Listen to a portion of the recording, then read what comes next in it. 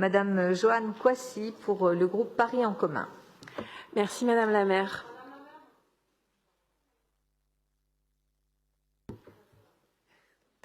Madame la maire, mes chers collègues, le budget 2022 présenté par l'exécutif est un budget ambitieux et je voudrais revenir ce matin sur les dépenses et investissements faits en faveur des familles.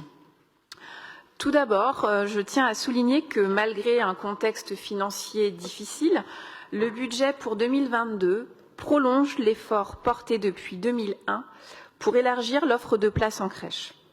En 2022, ce sont près de 300 nouvelles places qui seront créées et qui bénéficieront à un grand nombre de familles.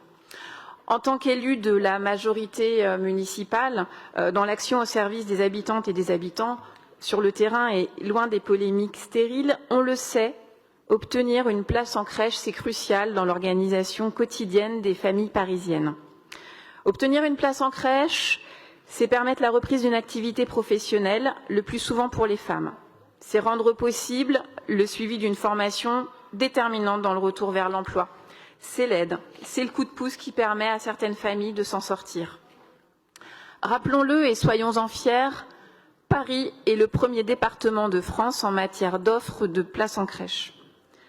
L'opposition aime particulièrement évoquer les familles qui quitteraient Paris en masse. Parlez-vous avec les familles qui ont quitté la capitale ? Si ce n'est pas le cas, je vous recommande de le faire, car c'est très instructif. Souvent, elles sont frappées par la différence en matière d'équipement d'accueil des 0-3 ans, bien moins nombreux dans les villes où elles se sont installées. Lorsqu'elles accèdent à un mode de garde collectif, par chance, elles remarquent souvent une qualité d'accueil qui n'est pas équivalente à celle qu'elles ont connue à Paris. Toujours pour faciliter la vie des familles au quotidien, des investissements vont être faits pour refondre le portail Facile Famille. Plus simple, il permettra d'accéder facilement à toutes les informations précieuses aux familles et permettra aussi de mieux connaître les services existants et les aides possibles. Les dispositifs en faveur de la famille vont être maintenus et verront même leurs dispositifs revus à la hausse. Pas moins de 3,5 millions d'euros y seront consacrés, notamment pour les activités ludiques des samedis en famille. Les samedis en famille qui seront généralisés à tous les arrondissements après le succès rencontré dans le cadre de leur expérimentation. Là encore, on le sait, c'est essentiel dans la vie des familles parisiennes. Ces actions sont un moyen de partager un moment privilégié entre parents et enfants, un moyen de pratiquer aussi des activités que parfois on ne peut pas faire à la maison, faute d'espace suffisant ou pour des raisons financières. Aller à la découverte de la musique, de la danse, des arts plastiques. Voilà ce qui est rendu accessible aux jeunes parisiennes et parisiens. Ces ateliers sont également l'occasion d'échanges avec des professionnels de la petite enfance et de l'éducation.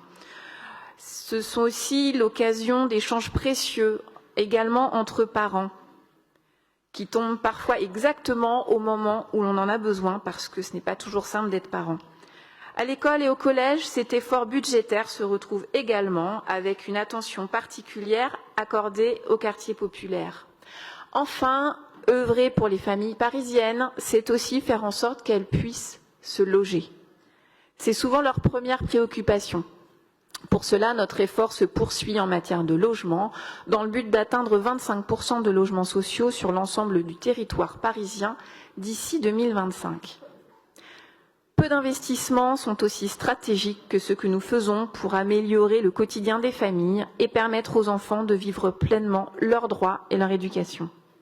Construire des logements, proposer toujours plus de places en crèche, offrir des activités aux familles, faciliter le quotidien par des mesures concrètes, c'est tout le sens de notre politique et du budget 2022 qui l'accompagne. Je voudrais donc saluer l'effort considérable réalisé pour aider les familles à faire face aux réalités sociales et économiques particulièrement difficiles de cette période. Loin des caricatures et des postures, j'appelle chacune et chacun à reconnaître cet effort qui continue à faire de Paris une ville résolument aux côtés de ses familles. Je vous remercie.